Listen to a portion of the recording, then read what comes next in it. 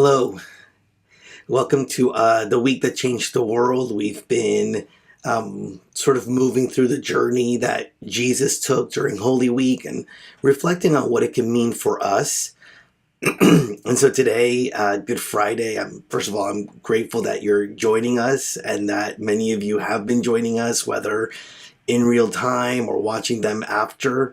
It's been really beautiful to hear how the community is connecting to these videos and to the messages that we can find in the story of Good Friday. Well, today, Good Friday, one of the stories that we find of Holy Week, as Jesus walked this path to his own liberation and embodiment of that Christ consciousness so fully, we can do the same. During the Last Supper last night, at the service that we had, we were reminded of one of the things that Jesus spoke during the Last Supper, which was these works that he did, that we would be able to do and do even more, because he came to be an example to us, as so many other avatars and religious and spiritual teachers have come to be, modeling for us how we can live more fully in our truth. Now, today, Friday, usually one of the things to reflect on is Jesus's incarceration and his betrayal, which took place after midnight. And many of us know what took place with Judas, the kiss that Judas gave Jesus, which was the symbol, a sign to show the guards who to arrest, that Judas then felt really guilty about the betrayal and ended up returning the money that he had received. He hanged himself. And it really began this whole process in the wee hours of the morning, where Jesus was taken before a high priest to be questioned and basically to be tricked into blasphemy, or what they consider blasphemy, so that they would have a reason to then bring him to Pilate, Pontius Pilate, who didn't want to necessarily crucify Jesus, and gave the decision to the people that were gathered to choose whether they wanted to crucify Jesus or Barabbas, who was also being tried.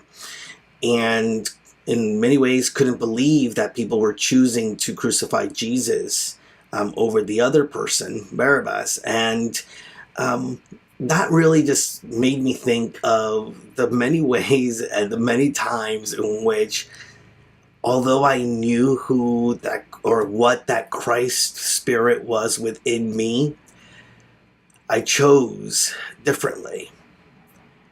Maybe it's happened to you. To recognize the power and the love and the peace and the joy that is my divine potential, when I haven't been living into it, when it is out of my comfort zone, when it requires me to embody and to fully accept my own divinity and express it. It can be, a challenge. It can be difficult. It can bring up some fears. And it reminds me of that quote by Marianne Williamson, where I'm paraphrasing here, but she says, that our deepest fear is not that we're inadequate. Our deepest fear is just how powerful we are, and that we sometimes shy away from that. And I believe that in people choosing to crucify Jesus over Barabbas, it's sort of how we choose sometimes to not live authentically, not fully embody our truth, and play it small. Play what's comfortable. And what's comfortable sometimes is the old story in our minds that keep us in servitude to the ego, rather than in service to the Christ. Now, As we know, Good Friday is, Pilate basically condemns Jesus to be crucified. There's the crucifixion, and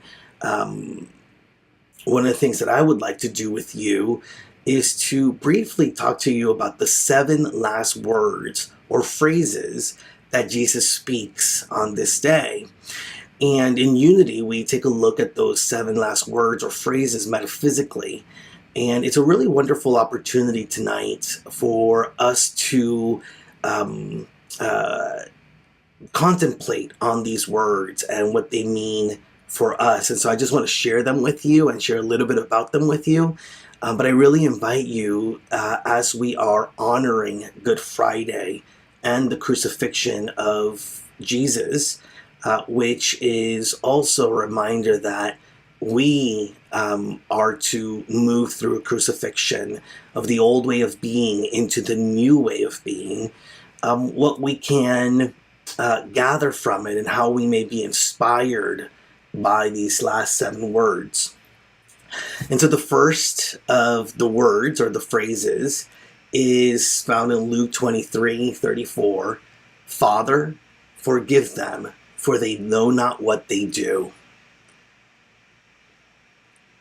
As we move through our own crucifixions, as we move through our own resurrections, are we willing to let go of the guilt and the shame, the resentment that we may be carrying, not only for others, but for ourselves, for not having fully lived into our truth? Can we let it go? Can we recognize that we did the best that we could? We did the best that we could to honor who we are. And now is the opportunity to honor ourselves more fully, but without the guilt, without the shame, letting it go so that we can be fully open and fully receptive to that Christ nature showing up for us. It reminds me of, this idea that the more that we hold on to resentment, guilt, or shame, it takes energy for us to hold on to it. And the moment that we release it, the moment that we let it go, we can use that energy to really manifest and create out of our oneness with God. The second phrase or words of Jesus were, truly I say to you, today you will be with me in paradise. That's from Luke 23:43.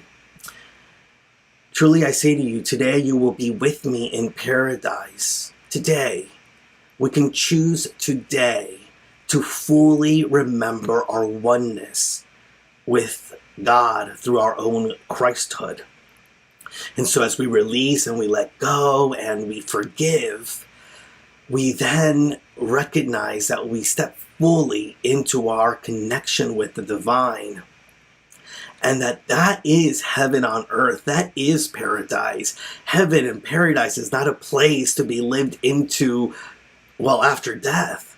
It's a place and a sense and an energy and a consciousness and a way of living that is meant to be lived into right here, today. Truly I say to you, today. Not yesterday, not tomorrow, this very moment.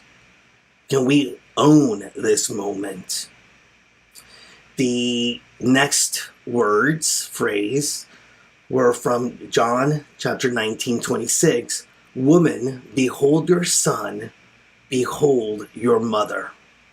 Jesus was speaking to those that were by the cross, his own mother and the Apostle John. And in that sharing, what we come to understand is that in Christ, we are all one, part of the human family, that we belong to each other. And that really reminds me that I am doing my own spiritual work. I am doing this work not only for myself, but for all of us. And so are you. All the healing that you do, it's not just for you. It is for humanity itself. It is for this human connection that we are. And as one of us is lifted up into a higher level of vibration and consciousness, we lift each other up in that process. This fourth phrase is from Matthew 27:46 and Mark 15:34. And it says, my God, why have you forsaken me?" And so all of a sudden we see the procession that Jesus is going through. First, in sort of honoring the space, God, forgive them. Today, he tells the thieves, "Today I say to you that we will be in paradise together. Behold your son." Like, it's an awareness of God, of truth. But then in the midst of the hurt and the pain, all of a sudden, there is that human aspect of us. Why have you forsaken me? Why is this happening to me? It almost feels unbearable. And it's an invitation for us to ask ourselves, has God forsaken us?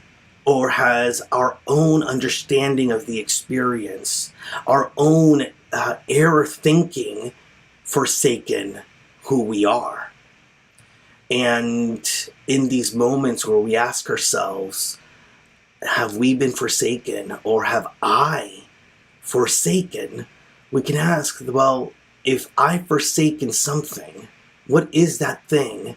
And what is it that I can do to shift it? How can I honor my truth? How can I honor God as my life in this moment? And what is it truly that is needed to be forsaken? The sense of ego, the sense of separation, the human drama that we find sometimes comfortable, the feeling of not being fully immersed in the presence of God. Because the moment that we choose to see ourselves immersed in the presence of God is the moment we realize that we've always been there, and that we can tap into love and wisdom and protection and power and strength and courage. The fifth phrase from Jesus is from John 19:28. I thirst. I thirst. In those moments of feeling separate from, can we move into, well, this is my own experience of the situation, and I'm going to take a step back, and what's really going on within me? I thirst for a different way of experiencing life. I thirst for evolution, spiritual awakening within me. I thirst for this divine awareness of my connection with all that is good. We desire it.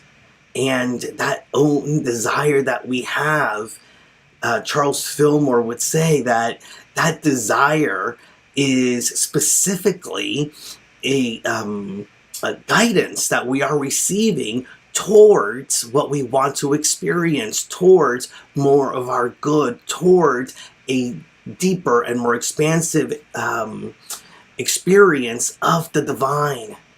And so let us thirst for that which heals.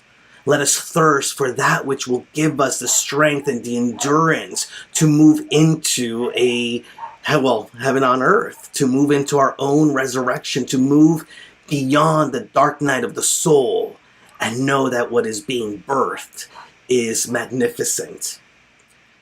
The sixth phrase is from John chapter 19, verse 30. It is finished. See, the moment that we can speak out, whether it's just to honor it for ourselves or to honor it outside of ourselves by speaking it out physically out loud and giving it power, when we are able to speak out what it is that we want to truly experience and live into, as Jesus reminds us, ask and it shall be given. If we do this in the name of the Christ presence within us, if we pray through the name of the Christ presence within us, what we ask for is already given. knock and the door will be opened. And so in the moment that we speak out our desire, our thirst for spiritual understanding, for spiritual discernment, it is finished, it is done. We move into a space of receiving that which we have asked for, and that we can be completely done with it, meaning that we can just trust. We can just trust and have faith that it is done, that as we have asked, as we have had the thirst, it is quenched. It shall be quenched for us. And that we no longer need the experience to be able to see God in our lives, that we can move beyond the dark night of the soul and be fully immersed in our awareness of truth.